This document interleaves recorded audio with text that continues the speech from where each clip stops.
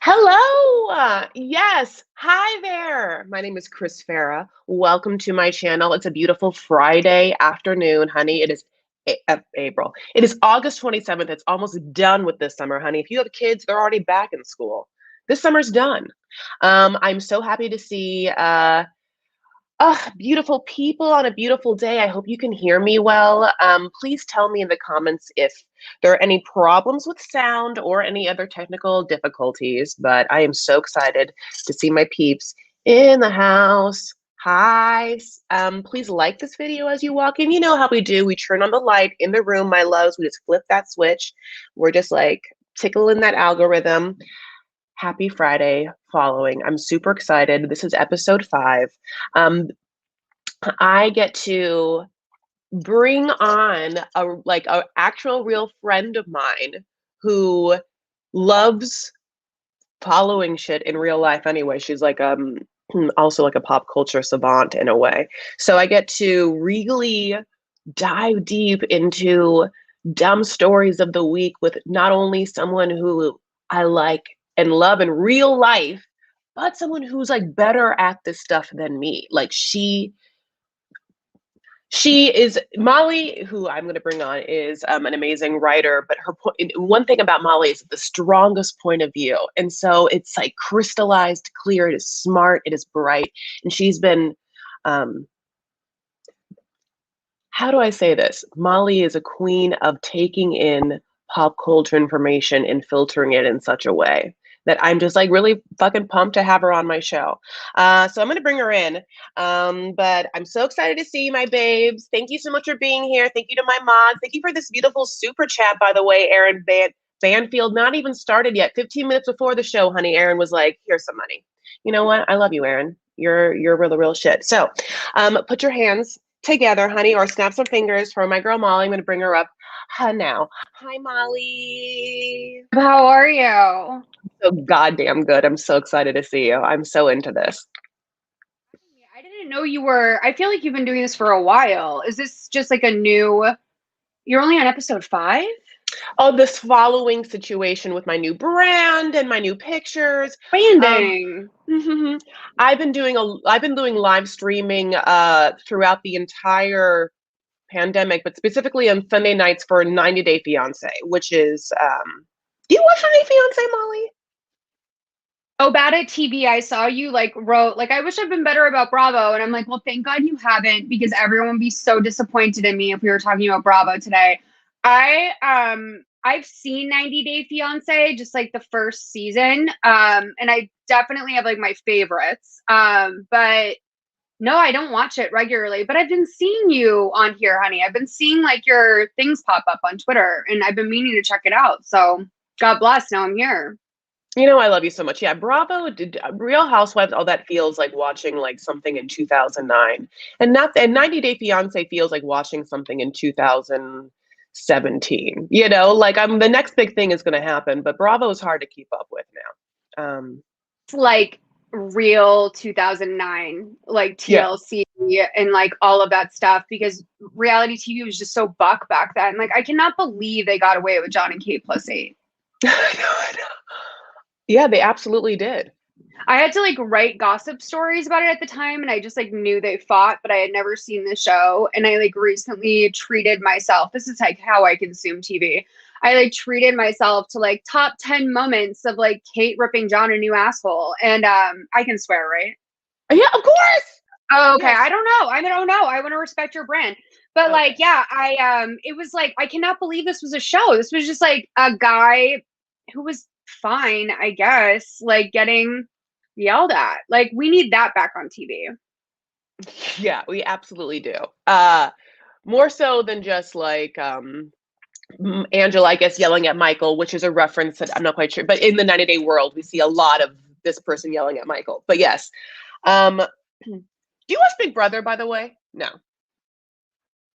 I feel like I do through osmosis in a way. Like, I Okay. kind of hear a lot, but I'm not on the live streams. I don't watch regularly. I'm sorry. I am a total cock block in that sense. Like, the most recent show I've watched is White Lotus, which is like very recent.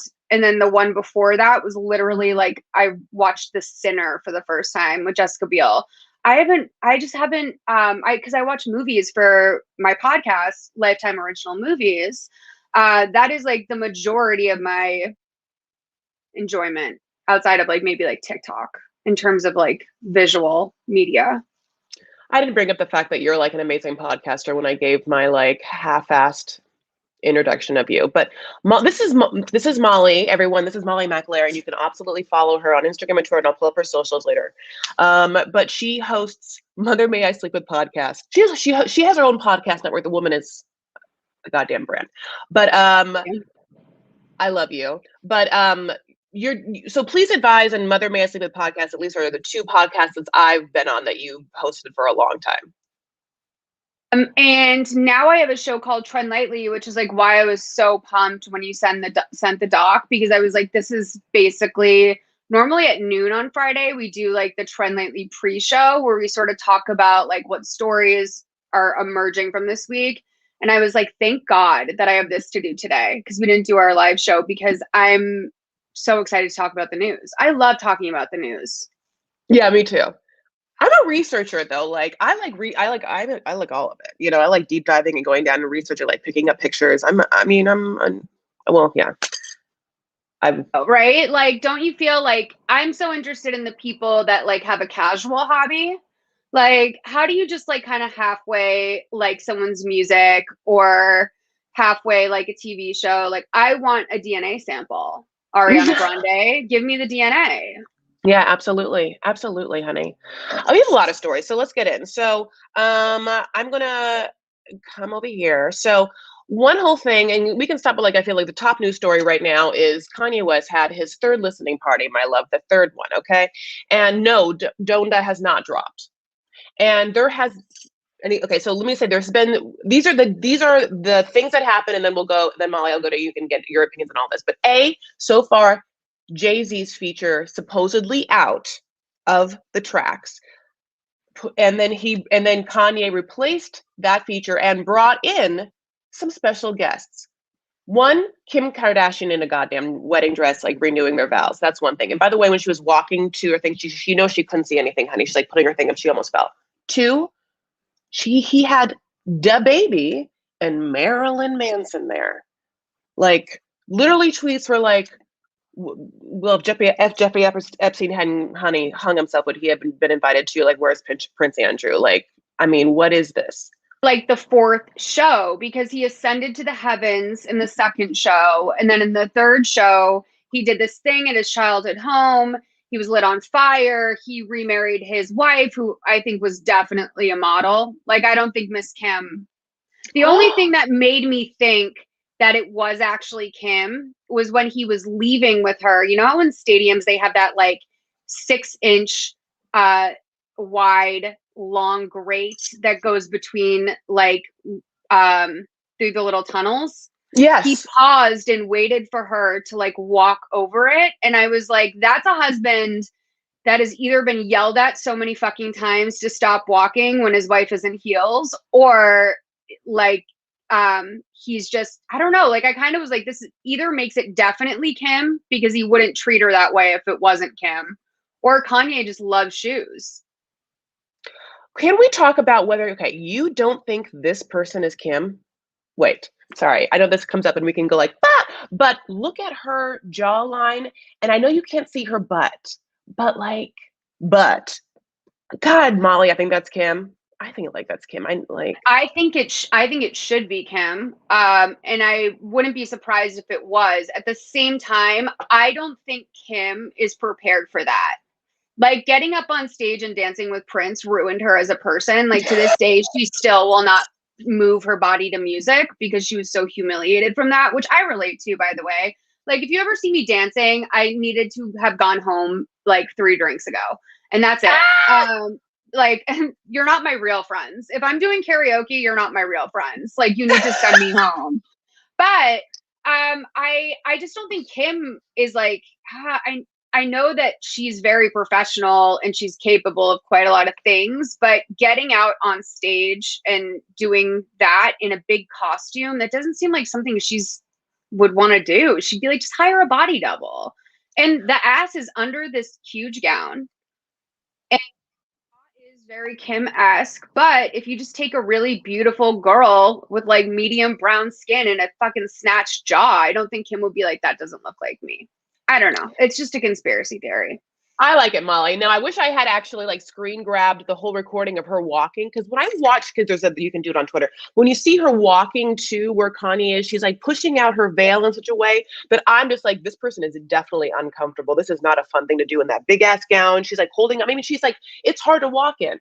And so I was watching her and I was just like, Kim hates her life. Kim hates this. And then I thought, I understand what you're saying, and I love the Prince reference, but like, I also think that Kim was like, well, they're not going to even have to see me, honey. I'll have this on. I'll just be like, you know, Kim, I think for some reason, Kim has said yes to being some sort of Barbie prop in Kanye's life. Like I don't know if it's like a dad thing or whatever, or like replaying a mom role. She needed him. Like, she was aware that he was going to be able to elevate her in a way that no one else could. And he did that. He took her from like a shunned person who would never be invited to the Met Gala to like, I would not be surprised if Kim is a chairperson next year. Like, that whole family runs the Met Gala now. And it's because of, I think, Kanye's branding and like the way he changed Kim and her level of respect she had in this industry. Can we just like talk really quickly about like the theme? That's this overarching theme that he's doing. Oh yeah, of course. Like last night, that show was supposed to be some sort of representation of like two alternate versions of the afterlife, because it was all taking place at his childhood home. We saw him lit a flame. We saw him with two people that should like never be allowed in public. Like Marilyn Manson, especially, like DaBaby, I feel like lack of education, you know? Marilyn Manson, his thing is like, oh, you can't fix a man that was like been like that for 40 years. Like Marilyn Manson's old as hell. So just like, so that seemed like sort of like this weird purgatory to me. And then he got to remarry his wife, which I felt was like very much a symbol of unity moving forward and sort of like reinventing what they want have done, where like they are forever married spiritually, but even though they've never been married, they're forever because of their kids. And so I felt like it was sort of like a message on that after he ascended to the heavens in his second show. I don't know. I bought the Gap jacket. What do you want from me? I loved it. I need it.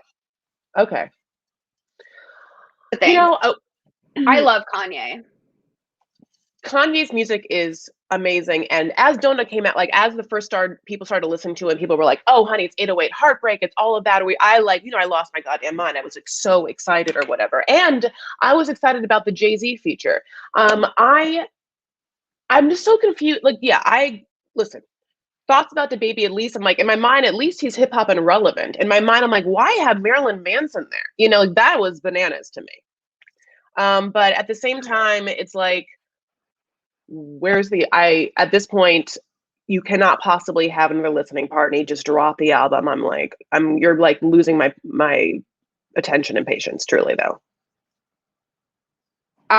That's like constantly an issue with Kanye, where like he spends money before he has it. And like when he started $1 million of debt, and had to borrow money from like his friends. And so I think that he spent so much money on Donda that he cannot justify releasing it without making, I think he made like over $100 million so far off of Donda. Over the merch and everything. It is, I mean, it's crazy. That is crazy. The whole thing is crazy. I want to say that some of our comments believe that it's not Kim. Kim has a larger head. This woman seemed really slim and slender. I mean, I didn't think that ass was super slim and slender, but people don't think it's her. I'd be surprised if it was. I just also don't see, just like of Kim, she's so edited. That's her superpower, is being edited. And like where other people would say talent isn't there, Kim has this masterful ability to stay calm and edit herself in the moment. And so I feel like she would say to Kanye, like, I'm not going to embarrass myself. I'm not going to accidentally trip. I'm not going to ruin the show. Like, if she had done anything wrong, I feel like everyone would say she was trying to like sabotage him today, or that he forced her to do it. It would just change the narrative. That is such a good point that I never thought about. Yeah. Oh, I love it. Okay. We brought up the Met Gala, and there's also like, whole Met Gala situations, which is that like earlier in the week, and I know, like you saw this all over Twitter, people released like fake versions, but people didn't know it was fake, of the map of the seating arrangements.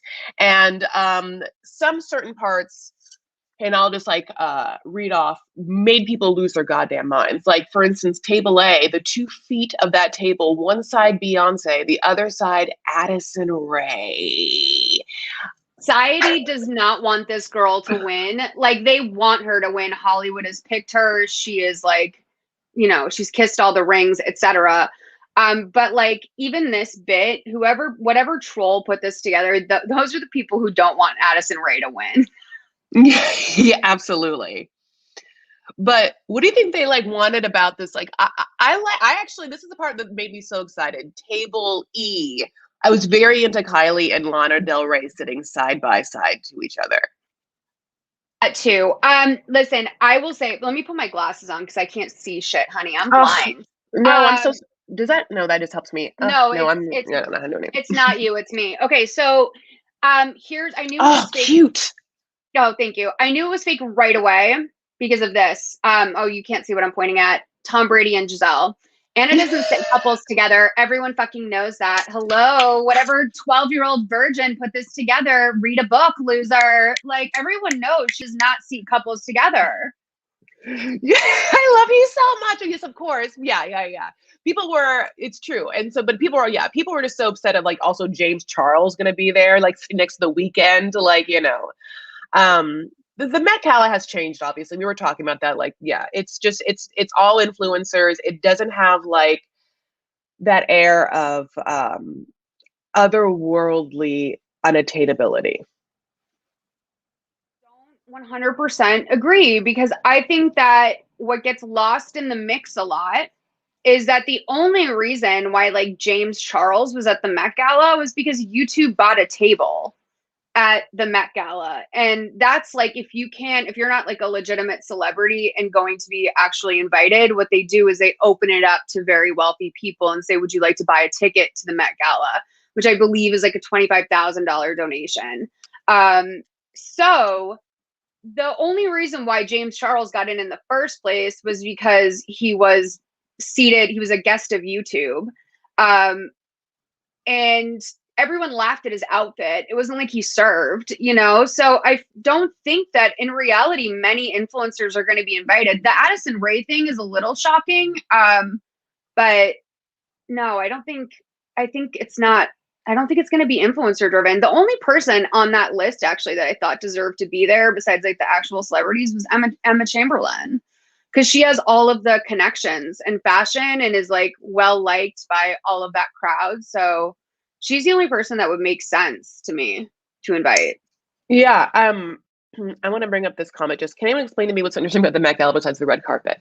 So yes. So I guess for me, I mean, it is always obviously a huge celebration of American fashion, but it's an American party. This year's theme is like American fashion, or somewhat of a focus on re-emerging or emerging American designers. And we talked about Christopher Rogers. Oh God, I had brought up that beautiful designer's clothing from before.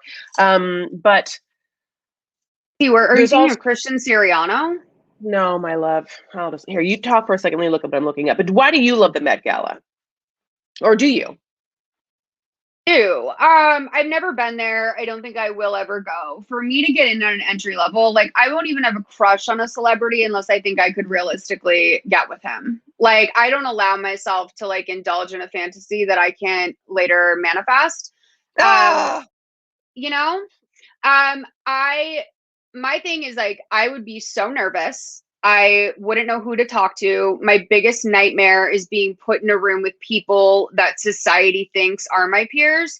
I I like the fashion. The fashion is always nice. But you know, camp was really for me the peak of where we're gonna go with like an amazing red carpet experience. And we owe that to Lady Gaga. I'll ask people to like truthfully answer to themselves when they watched the Met Gala red carpet live before 2 years ago. Oh, yeah. Well, yeah.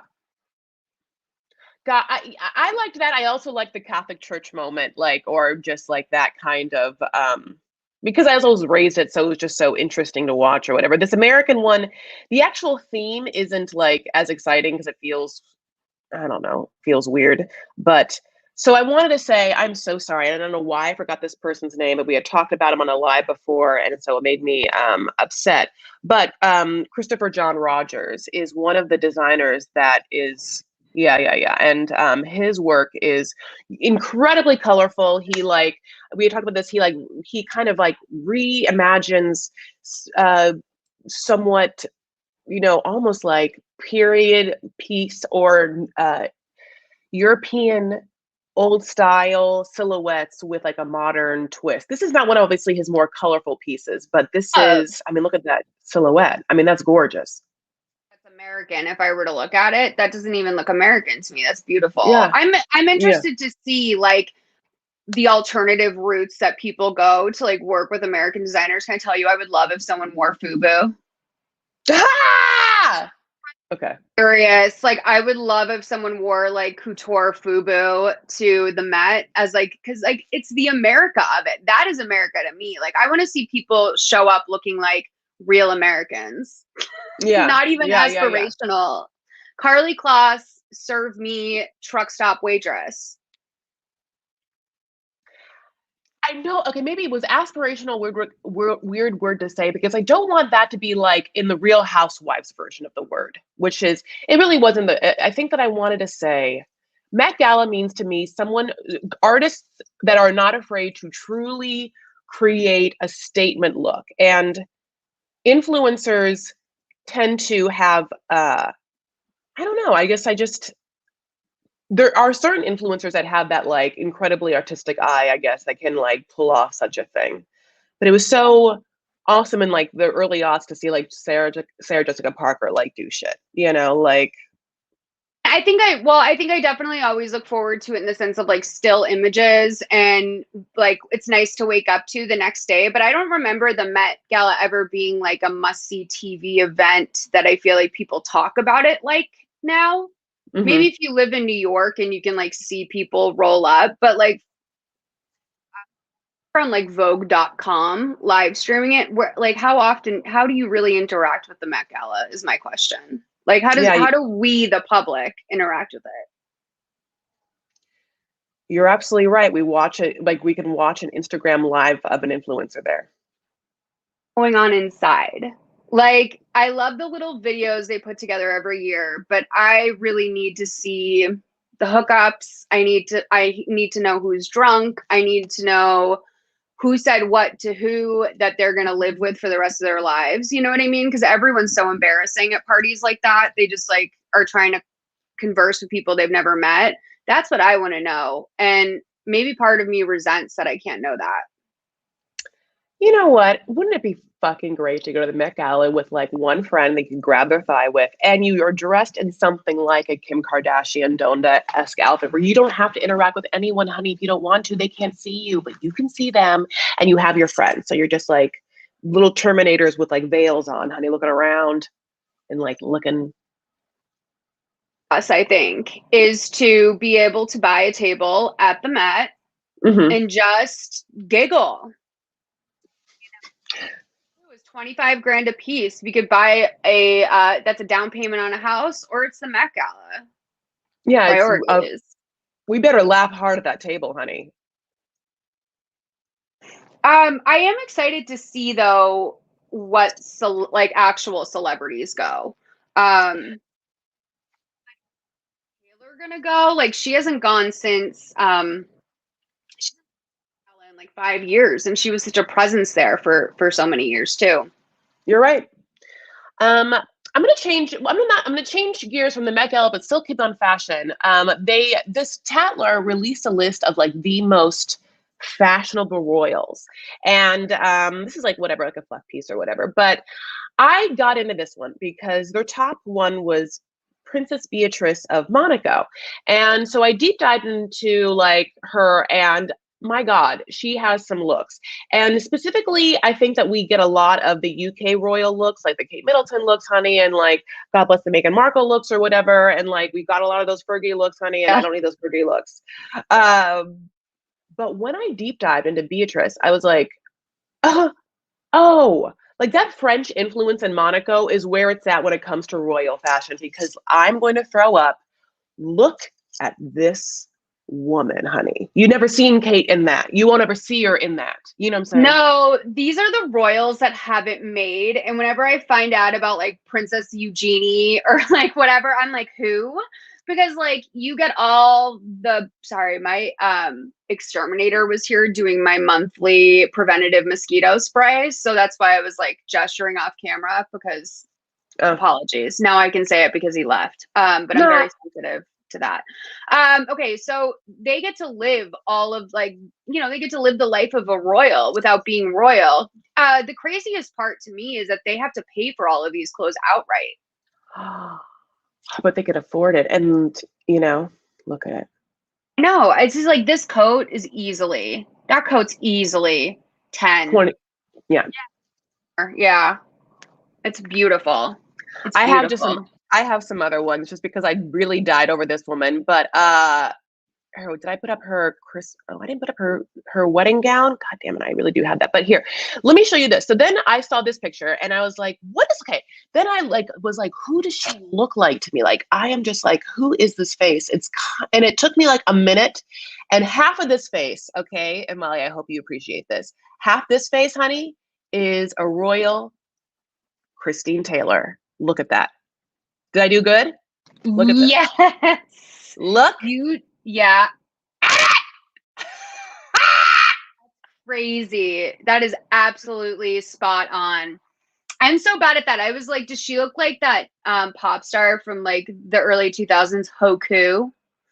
Do you remember Hoku? I believe she kind of has that look as well. Okay, I'm gonna look. I mean, should I put up? I can. I have her wedding gown, but I can look up Hoku. Oh yeah, Hoku. Here, wait. Yeah, she has that. Okay, I have that. Oh my God, I have a great picture. Okay, wait. Let me put up for this. Look at her wedding gown for a second. Ugh, that's okay. Well, that happened. Okay. Normally they have to marry like real uggos, but he's cute. I know. I know. Stunning. Hot as hell. I mean, why would you settle for anything less than that dress? You can't even look at a dress like that and then go wedding shopping because you'll just be so disappointed. That's gorgeous. Yeah. Honey, look at Hoku. You did it. Look at this. Did I? Does she look like Hoku? Yeah, oh my God. I honestly thought we're going to get like a little insight into my facial dyslexia, but actually it does kind of look like her. Here, I'll go back to that one and I'll go to, okay, so there's that. They have a hooded, it's like there's a hooded eye aspect a little bit.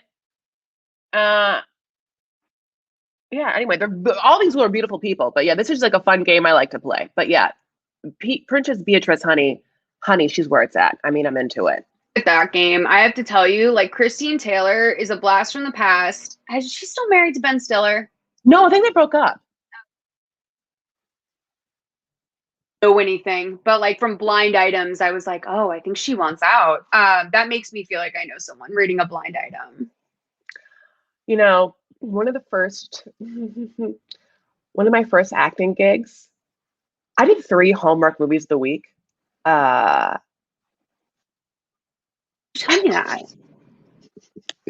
I mean, it's like 2004, 5, and 6, And productions, are you ashamed? Like, why wouldn't you share? Honey, it's all over my IMDb. But one was a Christine Taylor Christmas film that I got to do.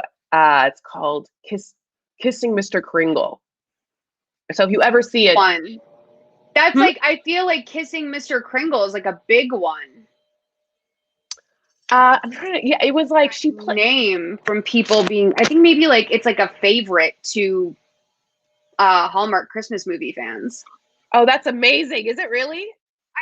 Oh, just bold because I do Lifetime and I always shit on Hallmark in like a joking way, but I Yeah. like the grit that Lifetime brings. But people for some reason I feel like I'm the person to talk to about Hallmark a lot, and I feel like I've heard about what is it, Kissing Oh, I Mr. lied. Kringle? You know what? It's not. It's Farewell, Mr. Kringle. My God, I'm so sorry. It's called Farewell, Mr. Kringle. Say that I know that one. But yeah, okay. So that's great. Was she nice? Very nice. Very nice. Look at her, honey. Look at those. This is like before. Look at her eyebrows. Those are natural eyebrows, Molly. Yeah, good for her. Yeah, those are Uh, her natural eyebrows. Do you think that's good or bad? I think it's good. I think it's also reminiscent of the times. I think she looks so young and fresh. But yeah, I love her. She was very nice on the set, and just yeah, she was like so sweet. I deep dived into like a little bit of like she's one of the only people besides David Lasher that went on to act from Hey Dude, which I always loved. That Hey Dude is like the Saved by the Bell of the ranch, like there was even a Mr. Belding. But she She was I've always liked her. excellent in I think. that. Mm-hmm. You feeling that? And what? Oh, I lost it. Wait, say that. Say the last part you said again. I said the Brady Bunch movie was great. I feel like, Yeah. and that is being like I think re-celebrated a lot. I hope she has her another moment. I love to see people get a second act. Yes, this isn't a news story, but you know who like I want a second act for, and who people and who he, Brendan Fraser had a moment. Did you see that news story? Yeah, so I God, that broke my heart. I'm Yes. on TikTok a lot, so I watch all the TikToks, and I saw it originally, and I was like, what a sweet moment. And then when it went viral, it just like I don't think it had really like hit me. I knew he had gone through something, but I didn't realize like what a big deal it was for him to be invited back into Hollywood. Hmm. And what a shame, you know what I mean? Like, what a fucking sad deal that like a good, sweet guy like that who had a great career, maybe like kind of goofed on for like some of his sillier stuff, could like be in a place where he's crying on TikTok because he can't believe that fans on the internet are pulling for him. That's just such a shame. Yeah. You guys, there's someone out there. There's always a fan pulling for you. It's never too late. Yeah. People want a redemption story, even though social media really, really can tear people down. And so I think that in the same sort of like world in which Lizzo gets teared down, and that's really heartbreaking. It's nice to see that also in this. I mean, whatever. It's. I would like people to also make Lizzo feel the same way that Brandon was feeling. But I was going. Lizzo went through some shit recently. I think thankfully Lizzo probably feels really good about herself most days, as she should. Yeah, which is like how everyone. I mean, she's really incredible. She's really incredible. She was on Please Advise way, Yes. but like she was like she had Good as Hell come out at that point. And I was like, I had so much fun talking to you. I know I'm probably never going to see you again. I just want to say I'm so excited for all your success because, like, realistically, she's never going to be at Christina Lopez's apartment across from the Cahuenga Pass doing a podcast with me ever again. But like, it was so amazing to have her on early, like when she was first blowing up. Was she as cool and chill and like Lizzo-esque than you thought? She Like, was. I'm sorry. Now there's someone cutting my trees in the backyard. Hold on. yeah, figure it out. So yeah. Do you hear if you have to go and look at something or talk to someone, don't I worry about don't. it. It's just like right outside my bedroom window, and I'm trying to be conscious of noise because I know it's Oh, like it's not great for the audience. Hey guys, sorry. oh, yep. Sorry, keep going. What was I gonna say is okay, we're gonna move on. I have like so much stuff I want to like. There's like a couple of business stories. Okay, let me just ask you this. Sweetie has her own McDonald's meal, as we know, Mhm. and Taco Bell just brought on Lil Nas, honey, to be like some sort of title of like person who is going to facilitate some sort of fun situations for people and or fans or whatever. But then it got to me thinking like, if there was like a Molly meal, what would it be and at what fast food place? Oh my God. Do you have one? Yeah, I'll talk about it. I love Taco Bell. So like the little Nos thing made me really happy. Like I live and breathe Taco Bell. I'm in Orange Mhm. County right now. I didn't realize this Taco Bell is like an Orange County brand. I like love a Mexican pizza, and it's gone now. It's not even on the menu. I love a chalupa. Like I die for a chalupa. Gorditas are also good, but they also used to call me Gordita, honey, at the restaurant I used to work at when I was really when I was like back in my like actressy days. And so sometimes I'm just like, ooh, it has a little sentimental. And I fucking love a crunch wrap. You can't have all of that. It seems like a lot. So I think that in my Chris Farah meal, it would be a chalupa and a gordita and 2 packets of medium sauce and 1 packet of hot. Because I've eaten at Taco Bell once. Like, will you tell me what is a gordita? Oh my goodness. Yes, a gordita. Okay, so a gordita is a flatbread, soft, like a thick flatbread. Okay, a chalupa, my love, is a thickened bread that is fried, so it's crispy on the outside, but also like a soft, like a yeah, it's like a thick frapper. They also put in. It's so good, Molly. Like I know it's bad for you. Like, and I don't know what to tell you. Judgment Like about that. I want to. I've I want to. Can I Postmates Taco Bell for you? Like at one point later, so you can try these things. Sometime maybe. I'm like very okay. I don't know what it is. I am so weird about meat quality. Oh, that makes sense. That makes sense. My head, like I could never eat something like that sober, but I definitely the only time I've tried Taco Bell was I was dating a guy who was like, "We have to get it," and I was like, "I don't want it."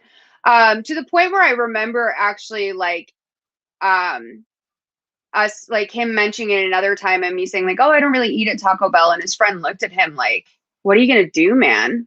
Like this is the person you're with?" Like, yeah, I know it's a character flaw to some people, but like I would say honestly, I'm gonna be lame, but I think I'm gonna go with the California small family chain of the Habit. Okay. A classic burger, because that's the jam. But what people sleep on about the Habit is their chicken fingers or their chicken nuggets that they have on the kids menu are fucking flames. Like I would Ye- do I would do Sweetie's exact meal where it's like a hamburger, some nuggets, and French fries. Because like I if I have to be eating with another person, if I'm going to order nuggets in addition to a hamburger because I have to split them, I can't justify it to myself. Um, I think the Habit's good though. I think it's low key sometimes better than In and Out because their fries are bomb. Yeah. Yeah. You can easily do that. Yeah. Ooh, honey, you're making. I mean, would you do sausage? Are you a sauce girl?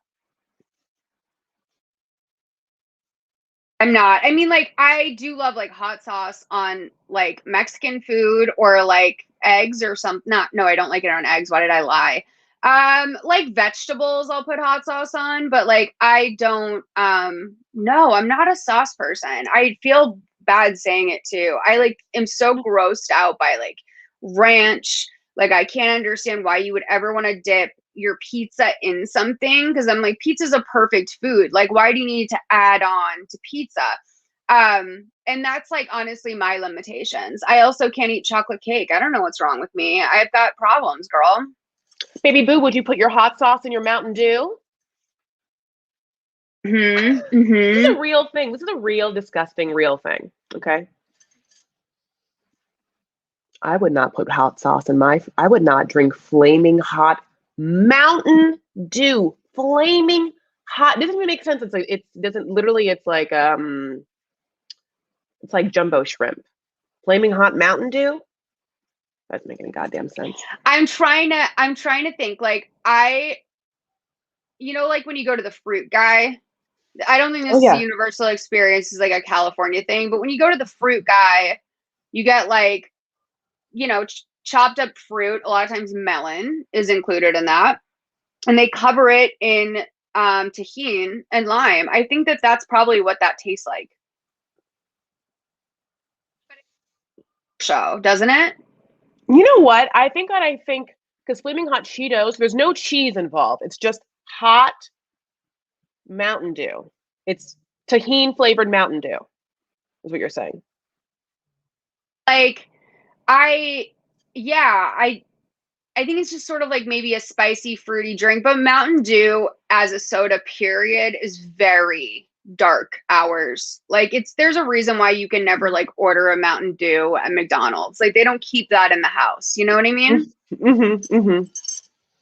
Oh, yeah, it's a 4th tier soda to me. Mm-hmm. It's below any sort of root beer for you, right? Feel like is above soda. Like root beer lives in its own category above all other sodas with like cream soda and birch beer, and those are in ginger ale, and those are almost medicinal sodas, I would say. Oh, And then yeah, I would yeah, yeah. say like A tier is like, you know, the standard cola type thing. That's Diet Coke, iconic. Why is Diet Coke so good?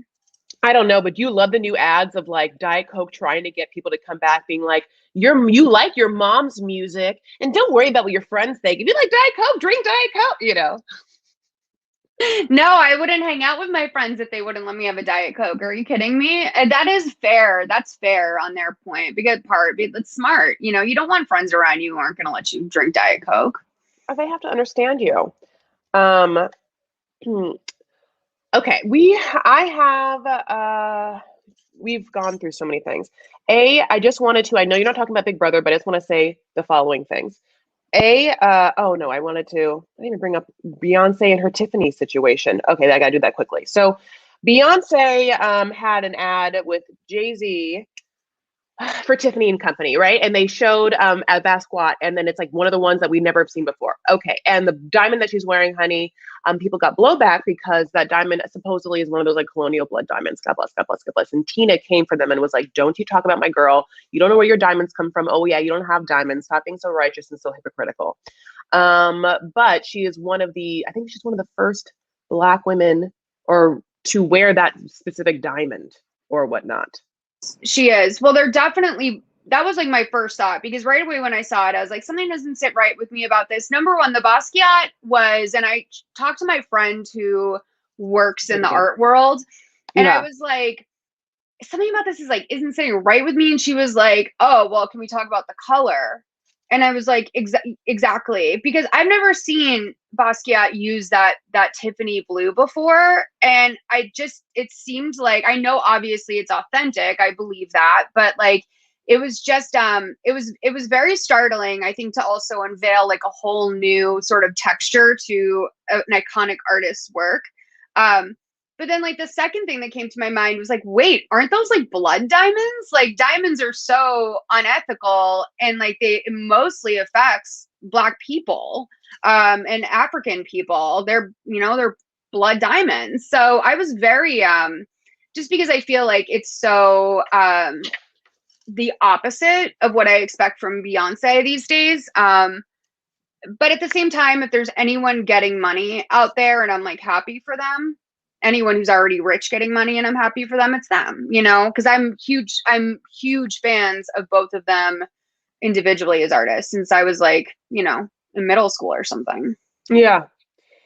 Listen, Tiffany is spending money to bring in the people. So like this happened, they had their new ads, right, of like trying to revamp an old image or whatever. And I also think that straight up these paparazzi shots of Ben Affleck going to Tiffany's, honey, were 100% staged publicity shots. I mean, he's getting that money too. Like Tiffany be paying these already very well-known huge artists just to like further, right? Everything that's going on with Ben Affleck is 100%. He's either getting paid for it or paying for it. And that's just it.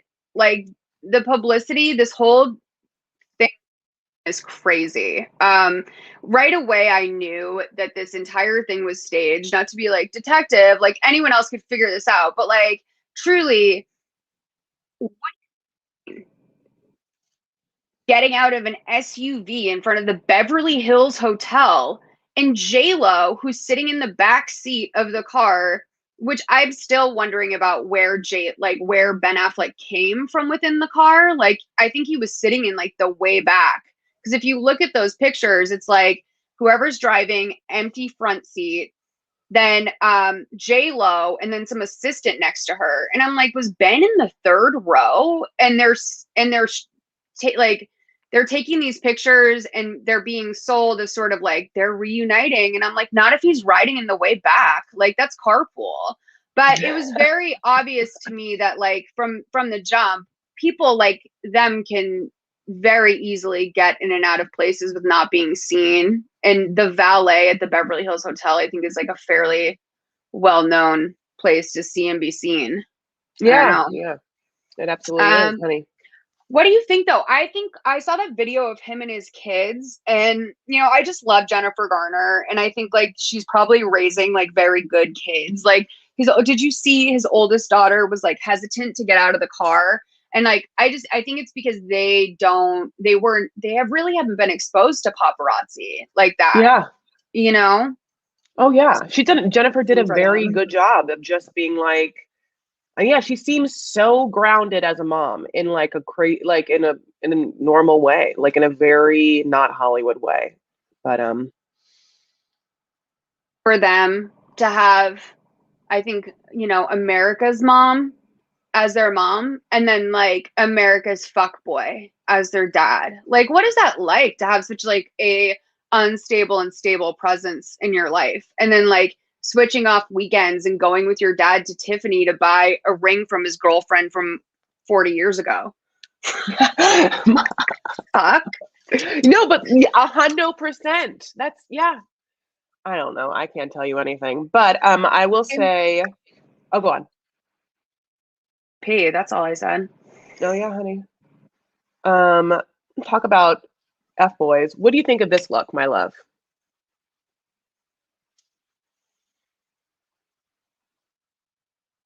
But if he's happy, I'm happy for him.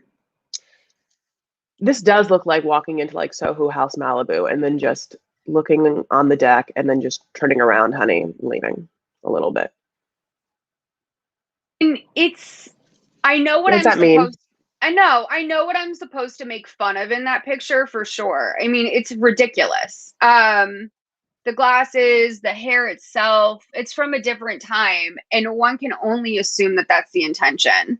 Yeah. Like, this is some sort of, because that is sort of like the male version of Y2K fashion, what was in at the time back then, like the sort of board shorts, sweater vest, blonde tips. Yeah, blonde tips. This is like very, I could see Justin Timberlake wearing this with ease back then. Kanye wore those. Kanye had those glasses in every color. Shutter shades. Oh my God, remember that? Barely, but yes. Them really. Like, if you go to Venice, that's all there is shutter shades. But listen, people that are doing their own thing and seem happy. You know what? You're absolutely right. And here's the thing.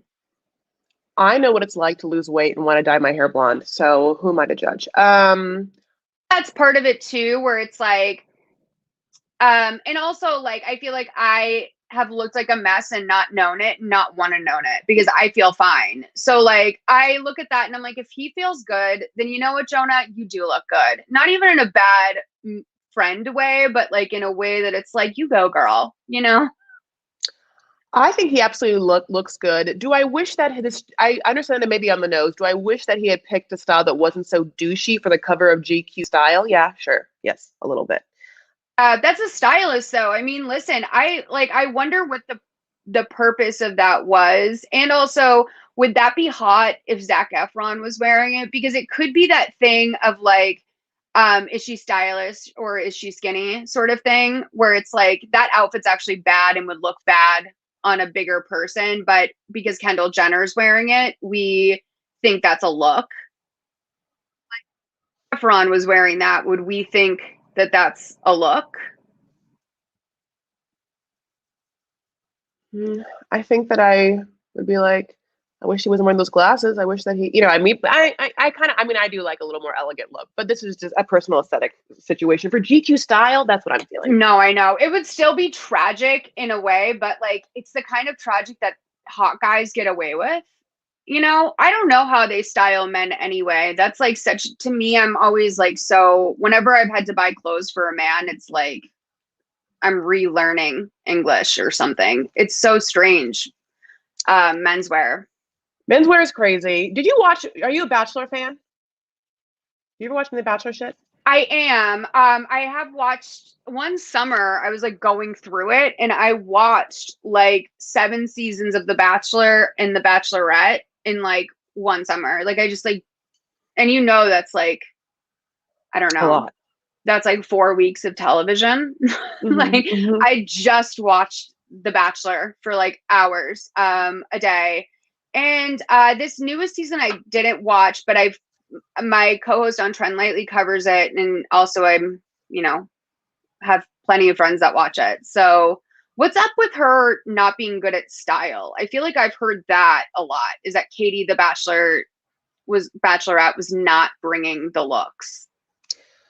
I mean, in that situation, also, I guess it's like ABC stylists are so specific of what they've done with people over the years or whatever, But I think that, yeah, there has to be something where you have a discerning eye to yourself to be like, no, thank you. Yes, I'm not into that, whatever. But I think the stylist's purpose is to like take whatever that person already likes and then to go out and find like the better version of it. And so if she only likes a certain thing, there's only so far a stylist can go. Like, remember Caitlin Bristow only wore white chunky sweaters her whole season? yeah. And I was jealous of that because I was like, I totally understand what you're going for, Caitlin. You want a big, chunky white sweater and jeans. Like that is a classic fun date look. And I kind of liked that she took it to that extreme, but it was very obvious that she had one note and one note only for the stylist, was chunky white sweaters, Yeah. I love that. Talk about the guy who won. Talk about the guy who won? Well, I was going to talk. Okay, I wanted to put up this because I just wanted people to know that Ashley got her wish, obviously, and got her favorite dude, honey. And now she has a baby, honey. And now she's an Amazon live influencer, honey. And now her life is everything, honey. Can we talk about this for 5 hours? What are you doing for the rest of the day? I need to talk about Ashley and Jared forever. Like, how did that? This is he is such a loser. No offense, Ashley. He is such a boring nerd. He's not even that good looking. He actually looks kind of flea bitten up close. I just came from like, if you're happy, you should be happy. But no, like, really, he looks like he slept outside with dogs for like 3 years and then she let him back in the house. And she's so gorgeous. Like, she's so naturally gorgeous. Obviously, like, her personality is a little like, but like I was just so surprised that she was so in love with him, and I'm even more shocked that he came back around to her. Happened, like, by any means, that was his parents sitting him down and being like, you're not going to do better than her, right? Like, what else do you need? She lost her virginity, so you don't have to take that bullet, like, that was his whole thing. It was very obvious. It was like that classic, like, I want to sleep with you, but you need to sleep with someone else first. Like, really, I'm happy for her in that sense, but I just can't believe it. Are they having twins? Is that what that means? No, she's saying she is literally doing her gender reveal on Amazon Live. And so she wants you to go join her Amazon Live and then she'll reveal. She's not having twins. It's one of them. She's like, it's like, I mean, it's influence. I mean, what does she do? Is she doing anything different than what Kanye's doing? Oh, here it is. Yeah. My mind, it's like, she's doing the same thing Kanye's doing, which is like, but in a different way, Yeah, no, listen, this is like why if your job is being an influencer, like part of your job is getting pregnant or figuring out something else to do with your life that's somehow more interesting.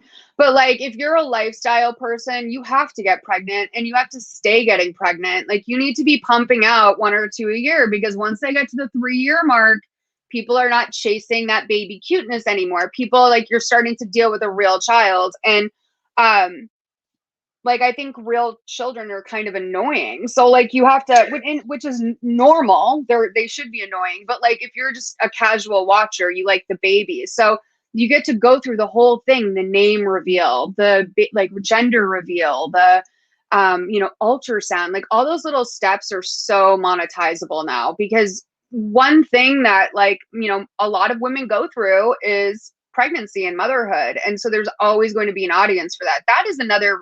Actually, mommy blogging might be like the brand new recession-proof career.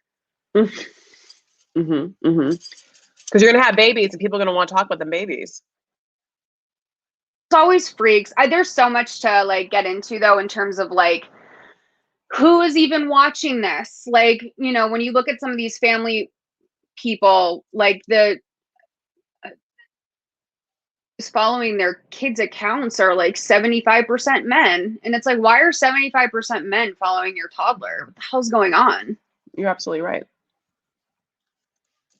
Ever gonna put in place something similar to like the Coogan law that they have for child actors and actresses? Like, because we are finally hitting that age where the first group of mommy bloggers' children are like about college age, like bloggers. So like their kids are finally like over 18, like they're probably processing the ramifications of their mom having them online their entire life. They are realizing like when they walk through the street, there's people who heard about everything from the first time they shit their pants to like maybe some embarrassing moment that the mom wrote as a way to like praise her own parenting or humble herself, but like was really just an embarrassing story about the child. Like I'm interested to see where that goes in like the next few years, like what sort of psychological impact that has on the kids, because it has to have something. Like I don't even like to be talked about. I don't like it when my mom's like, or when I see someone, they're like, your mom was saying all this stuff about you the other day. I'm like, what was she saying? People are talking about me. Yeah. But wait, you're right. Oh, I just want to say that you are absolutely right about being exposed, having forced being exposed when you're young without having any sort of say. It also reminds me of the guy who's suing Nirvana's estate because he was the baby on the cover because his dick was, honey, we looked at his dick for 40 years and he was like, I wish that didn't happen. This was my dick. Controversial because everyone's like, well, this is just some loser's like cash grab because he's pissed. And he took place in like recreation photos or whatever. And like, I'm gonna be honest with you. When I was 30, I was just starting to realize like how much my life was a consequence of like some of the trauma that I went through young, and that I was even like actively participating in things and not realizing that I was sort of like re-traumatizing myself. And I think that I mean, I wouldn't be surprised if honestly, like being the kid who was that baby on the cover of one of the most famous albums of all time, you're that baby everywhere you go. Every adult you've ever met has seen you naked. As soon as they say you're the baby from the Nevermind thing, if that was me, I would be, as a child, I would be thinking, oh, they're talking about seeing me naked. And I would be very ashamed about that. And especially because I'm so sure that if he ever felt that way or expressed that he felt that way, adults immediately told him, no, it's so cool. So like before he could even like honor or experience that embarrassment or grief, he was sort of told like, no, you're this iconic figure. And so I feel like in that sense, it doesn't, I mean, if he was 50 and did this, but I think 30 is actually a benchmark of major.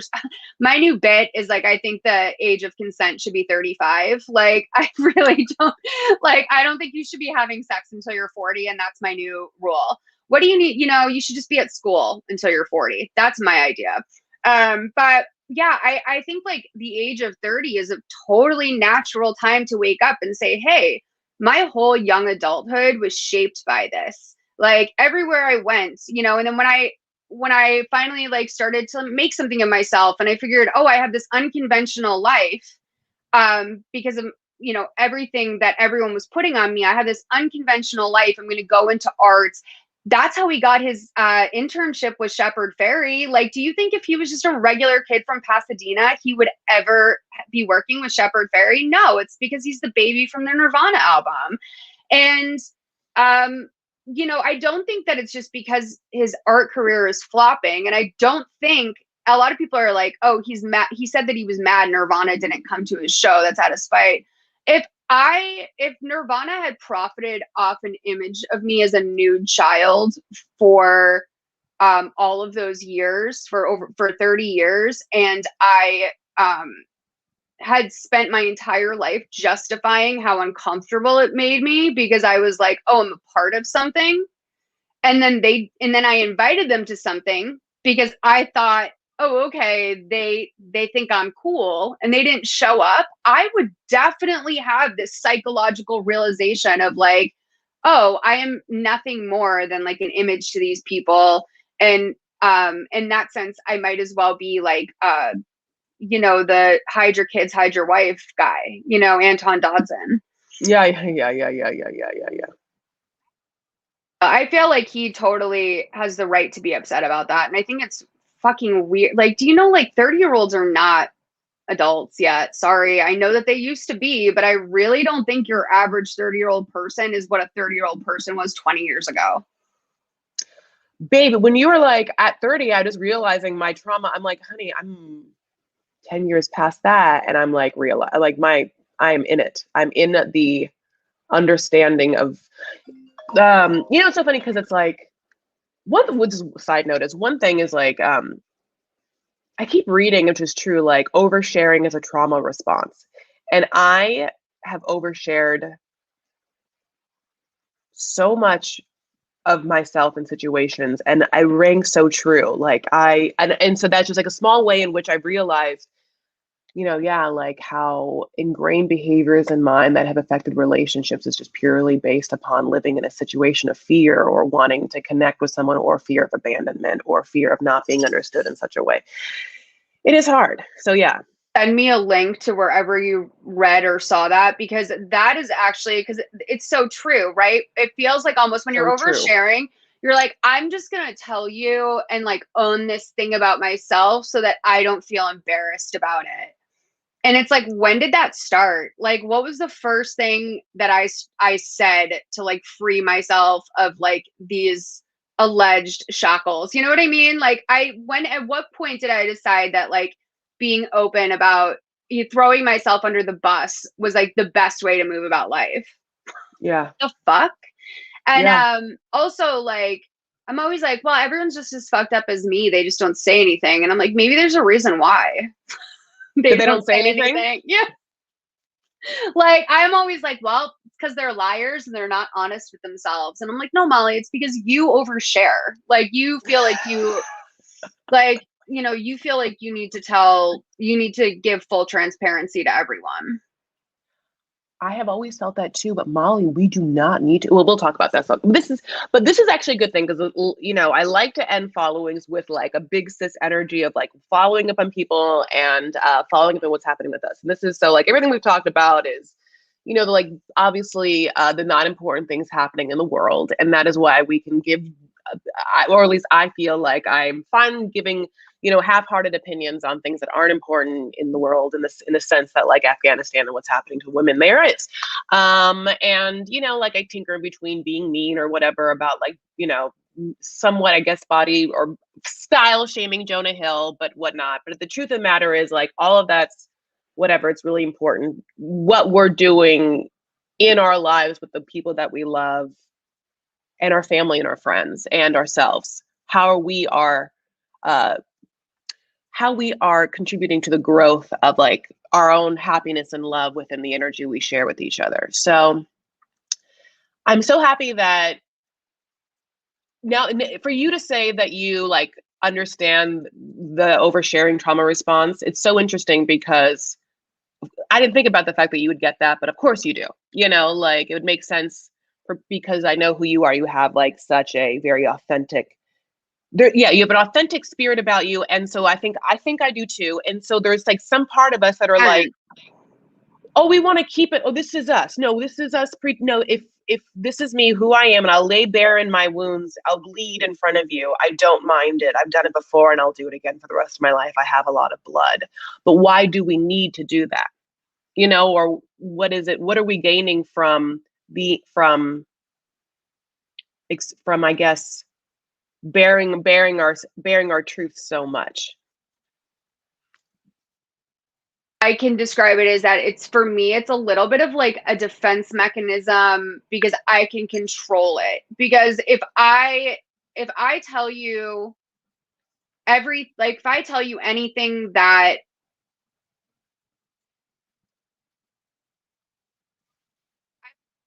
for me, I always viewed it as like I'm gonna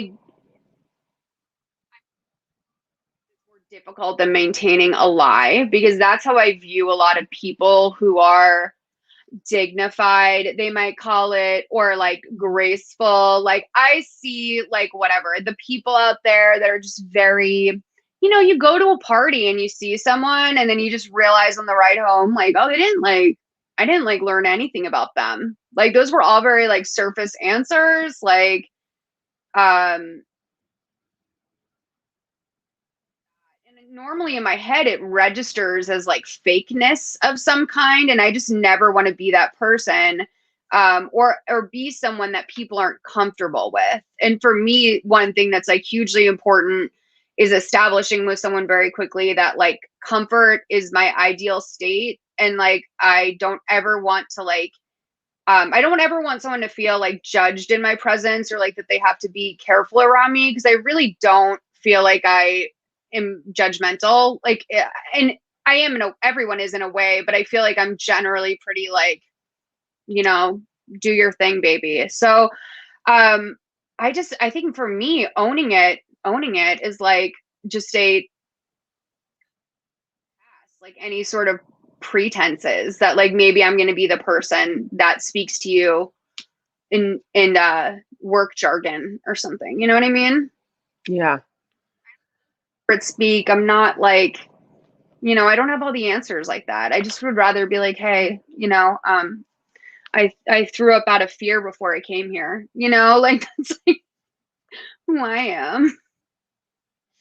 I think that there's a beauty to the balance of it, right? Because I think it's important to connect with people, and I think that that authentic connection happens when you both feel that there's like a familiarity to your spirit, and it's hard to have that with superficial answers or just like whatever. But I guess at the same time, for me, there's been times when I haven't been present in the moment to realize that I'm oversharing with someone who A hasn't shared as much with me, or B that I'm oversharing also maybe because I'm feeling anxious in the moment. And so it is some sort of like protective measure to make me feel okay. Difference between oversharing and lying about yourself. And I feel like, do you know what I mean? Sometimes I feel like I can tell when someone is nervous. So they're like embellishing or making it sound worse than it was, or whatever, like, maybe exaggerating in a way that's like comedic, but also they know it's a lie, that's always super uncomfortable for me. So it's like, in a way, out there. I just like kind of lost my thought, but I hope something came of that. I just noticed that you have a thank you, Anne Marie. I just noticed your whole ass chat over here. Hi guys. Can I just say to the audience really quickly that I'm so glad that you found Chris Farah because she's so fucking great. And it's so exciting to be able to like come on and do the show with you. And I'm so happy for you guys that you found Chris because she's awesome. And I really do want to like, we need to like get together soon. I know you're like, I know tonight we can't do something, but like next time you're in town, we have to do something and just Absolutely. like, you know, it's been too long. I've kept you on for so long. I know. I know. I miss you so much, and we're going to. I've kept you on for so long. This has been longer than I have ever had done the show, but whatever. God bless. I just want to also say, people are saying, thank you so much for these earrings are actually AirPod Pros. Could you imagine, Mom, if we had like a whole business where we had AirPod Pros, but made them like cute dangly earrings so that you really thought they were just like. Actually had that idea, and I feel like I'm giving it away. She wanted to create like a magnetic thing you could put onto the bottom of your AirPod that like serves as a, How hot that would be. Oh, hair up, babe. I never do. I should think about it. I have such a big forehead. It gives me anxiety. Whatever, we all want to. Okay, this is what I'm gonna. Okay, we've been on for so long, and I've kept you, and you have to do other things. I love you so much, Molly. So, will you just mind just like telling people, like, where they could where they could listen to your podcast and everything where they can find out. People are also like saying, people are just like loving you. Guys, this is so cool. I'm gonna like go read all these chats once we're done. I am just Malls on social media, MOLS, Molly with an S instead of a Y. And then my podcast network is called Solid Listen, and I think we have like 7 shows now. I host a show that's a long form Lifetime movie podcast that's like, it's like 3 hours long. It's a very deep dive into the movie where we sort of like explain the movie to the extent that you don't need to see the movie. But then there's lots of like tangents and just fun conversation. Whatever dynamic is great with my guest. And then I also host a podcast called Trend Lightly, which is about all of the news that was trending this week or like news that I think should be trending. So sometimes we'll do deep dives. We just did a whole deep dive on Bama Rush Talk. Were you in a sorority? No. Yes. You were? Alpha Phi. I know you're friends with Morgan from college, and I know that she wasn't in a sorority. Weren't you guys roommates at some point? No, she definitely, no. We never lived together, but I mean, I've been to all our places, but yeah, Morgan was not in a sorority and I was. But that's like very, now that you know that about it, it's like obvious. Like, oh yeah, Morgan was in a sorority and I definitely was at one point, you know? I was so fascinated because I just didn't know anything about Greek. So Beta Rush Talk, Bama Rush Talk was very good. And then also just like whatever's out there. And check out Solid Listen. We have a show by this nice lady named Liz Bentley called Feathers in My Hair about Teen Mom. We have a show called Dunzo, which is about relationships in pop culture that you may have forgotten about. Or that you don't know the real story on. That's by Troy McEady. It's awesome. I love Troy. He's like a Britney Spears expert. So if you need a Britney person in your life, Troy's it. You should have Troy on this. Okay. Troy would like really cut it up together. And Great. Then we have a bunch of shows. We have a bunch of great shows. Check it out. And thank you for having me on here. This was like such a joy. I love you so much. I miss you so much. And, you know, you look so goddamn good. You're just like so sexy with this hair. I do love this hair, honey. Like you just popped. Thank you. I feel like a child. Like literally, thank you. Long. No, it's long. I always wonder like when I'm gonna start to look like an adult. I mean, like how Selena Gomez still looks like a kid. I feel like that's how I feel like I look like a very old child. Like I'm wondering, like I always wonder when my adult face is gonna come in. I'm like, I think this is it. Like I think you're just gonna look like this your whole life. So well thank you for having me on. And I have to go finish watching a documentary about porn. So honey, OnlyFans. No, I'm just kidding. Into that, I know. Okay. I'm gonna let you go and I'll talk to you later. I know, and then I'll catch up with you after this. I know you're doing a couple of things today. I love you, Molly. Thank you so much. Hey, thank you for having me. Bye, baby boo. You guys, what a dream. This has been such a lovely following. Thank you so much for being here with me. I know we went a little long, but thank you so much for your engagement, for liking this video, for all of your comments during it, for your super chats and everything. That's so nice. I'm like so into it. I love you guys. I'm hoping that you are just really enjoying this final Friday of August, which is basically the end of the summer. Like, what are you doing? I hope that you have some like fun plans. Like, try and have, I said this early on in August to you, but if you haven't yet, have your mindful moment for your summer. This is it. This is all you get. So if you can have an outdoor moment where you have feet in sand or feet in earth and you can have a little sun in your face, get a little vitamin D, I would highly recommend it because it's going to be fall. And this year goes by so fast, and we lost 2020, and suddenly 2021 is going to be like gone too. It's really crazy. Which is why I think that you bring together your family, your family, and your friends, and cultivate it, honey. Cultivate that summertime feeling for yourself. Maybe it's just over. If it's over Zoom, I'll tell you this. Like, for instance, I haven't seen Molly in a long time, and I really wish I could like be present with her, or whatever. But that really felt good, just to like be able to talk to her. It really did, like, just to like have someone live to talk to. You're like, really, bitch? Really? That's why we're here right now. I get it. It does feel good. This is what we have right now. So let's just juicily chew into it. All right, my loves. So you can follow me on Instagram and Twitter. I am at Chris L. Farah. You can also join my private Facebook group. That's Vanity Farah. And coming up in the docket, Sunday is brand new 90 Day Fiance The Other Way. Brand new episode, honey, getting in. So that's happening, and I'll be there. I'll be live on Sunday for that. And really into Big Brother, like I said. Very happy for Tiffany, who's, no spoilers, already spoiled it for you. HOH, my loves. HO goddamn H. And that's my Tiffany, my loves. And Tiffany is going to get out Sarah Beth. Look at this. She wouldn't even touch her, honey. Sarah Beth's like was about to come over for a hug, and Tiffany's like, haha, no, bitch, group hug. You're dead to me. Dead. Tiffany, can you hear this?